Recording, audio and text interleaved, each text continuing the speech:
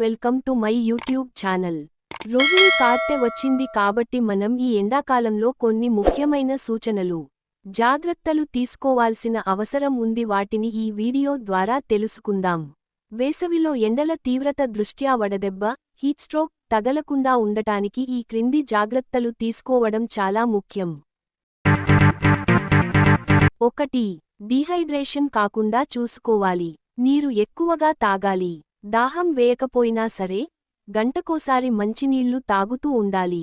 ద్రవ పదార్థాలు, కొబ్బరి నీళ్లు, మజ్జిగ, నిమ్మరసం, ఓఆర్ఎస్ కలిపిన నీళ్లు తీసుకోవడం వల్ల శరీరానికి అవసరమైన లవణాలు అందుతాయి. వీటికి దూరంగా ఉండండి.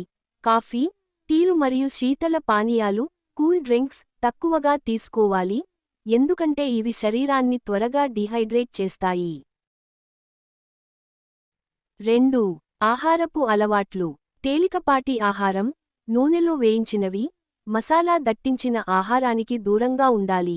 పండ్లు మరియు కూరగాయలు, పుచ్చకాయ, కర్బూజా, కీరదోస, సొరకాయ వంటి నీటి శాతం ఎక్కువగా ఉండే ఆహారం తీసుకోవాలి. 3.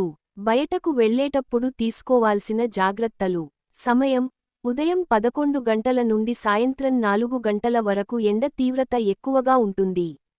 కాబట్టి వీలైనంత వరకు ఈ సమయంలో బయటకు వెళ్లకుండా ఉండటమే మంచిది.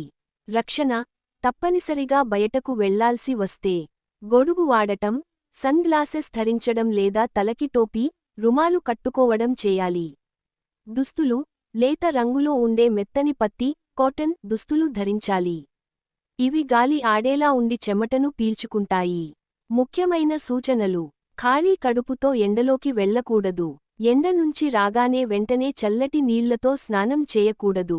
కళ్ళు తిరగడం, నీరసం, వాంతులు అవ్వడం లేదా తలనొప్పి వంటి లక్షణాలు కనిపిస్తే వెంటనే వైద్యుడిని సంప్రదించాలి. ఈ చిన్న జాగ్రత్తలు పాటించడం ద్వారా ఎండల నుండి మిమ్మల్ని మీరు కాపాడుకోవచ్చు. ఈ ఇన్ఫర్మేషన్ నచ్చినట్టయితే మన యొక్క ఛానల్ని సబ్స్క్రైబ్ చేసుకొని లైక్ చేసి షేర్ చేయండి.